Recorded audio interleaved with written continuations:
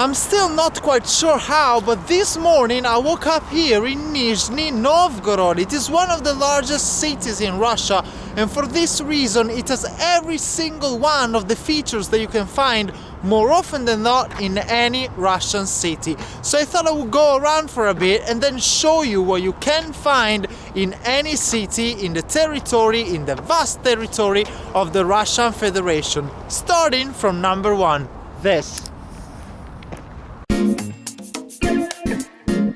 A Lenin statue right in the middle of Lenin Square in the very center of Nizhny Novgorod. In the same way, you would be able to find this in the centers of many Russian cities across the country. Just imagine. And it's not mandatory that you're going to find a statue, because there are many versions of Lenin. You can also find maybe just a bust, or maybe just his head. When you see a full body figure like this one, you can see him with his arms spread out like that, but he can also be sitting or with his palm facing the ground like this. So there are many versions of Lenin. Funnily enough, I believe, although I'm not quite sure about it, that the only two major Russian cities with no Lenin squares are Moscow and Saint Petersburg. I can't recall any Lenin square in those two big cities. I suppose that for Moscow, the Lenin Square is sort of the red square with, of course, the Lenin Mausoleum, but there's no proper Lenin statue in the center of the city like this one. So that's kind of curious.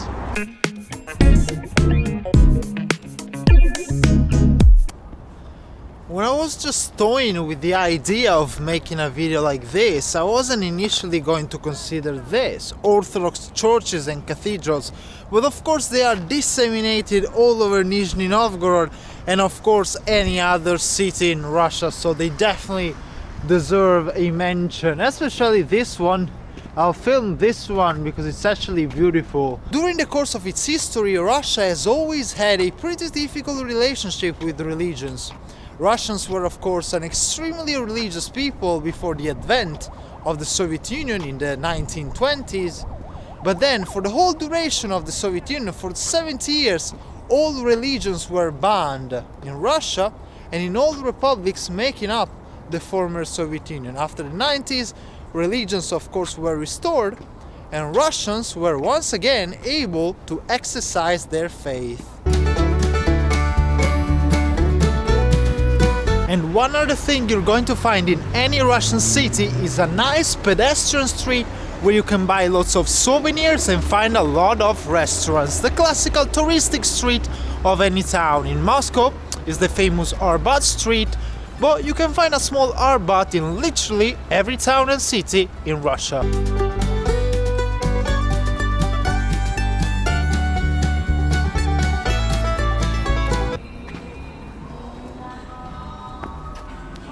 These bronze statues are also everywhere in most cities of the former Soviet Union, that's true.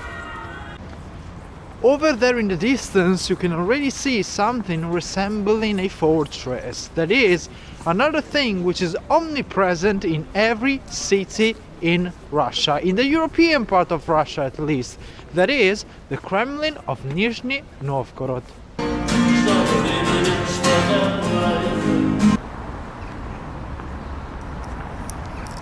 These are the walls of the Nizhny Novgorod Kremlin. This Kremlin in particular here in Nizhny Novgorod seems to be dedicated, or rather seems to dedicate much room in memoir of the Second World War. For example, you see the tanks over there and other war vehicles. You see a submarine C-13 and another war aircraft right here. What is curious about Nizhny Novgorod is that this town, or rather this city with over 1 million people, had a different name under the Soviet Union. Indeed, Nizhny Novgorod was known from 1932 until the collapse of the Soviet Union in 1990 as Gorky, like the famous Russian writer.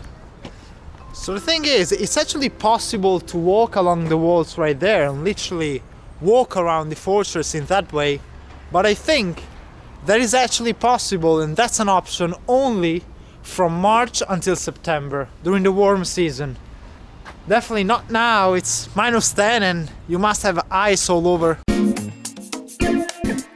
You see the Russian flag flying and waving up there over the building. Must be some sort of governmental building, because I see a police car right here, another one over there, right in the middle of the Kremlin. And this is sort of the same that you have in Moscow, for example, with of course a governmental building slightly more important than this one. I'm referring of course to the presidential palace. But yeah, you see, it's sort of the same even here with the local and regional administration of the Oblast of Nizhny Novgorod, which, by the way, is the 12th federal subject in Russia that I've been to.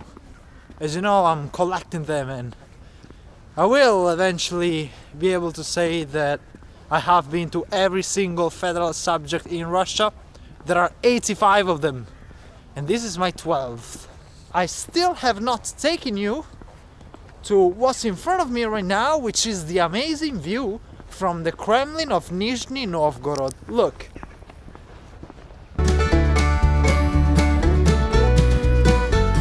Wow, this is actually amazing. I've been to the Volga quite a few times before, in a few different cities in Russia on the Volga. But this is just majestic. I had never seen it before this wide. Look, it must be at least a couple of kilometers wide at this point. Here in Nizhny, you can see the cathedral that I showed you before over there, the yellow one, with the stadium, with the official stadium of Nizhny Novgorod right behind. And by the way, since I'm here, there is no better moment for me to mention the fifth thing that you are going to find in every Russian city, which is right this one. Not of course the Volga itself, which flows through quite a substantial amount of Russian cities, but generally you're going to find a river in every Russian city. That's true. If you think about it, the territory of the Russian Federation is just so vast that they had to found cities and build towns in the best strategical positions possible. And of course, if you studied history, the best position is usually on rivers for commercial reasons, for transportation, for food, for climate.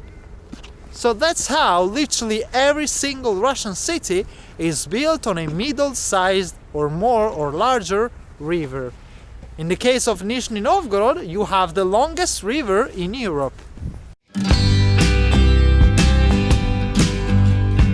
And since Russia just has so many rivers flowing through its cities, Russians had to become really good at building nabережные, which translate literally to river walks on the shore of any river.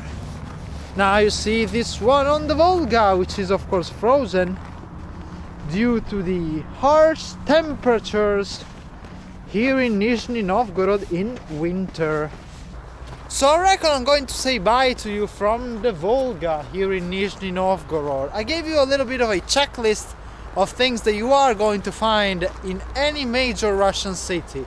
Just for the sake of a bit of a recap, you can find Lenin Square with its Lenin statue. You're going to find many cathedrals, many Orthodox cathedrals scattered all over Russia.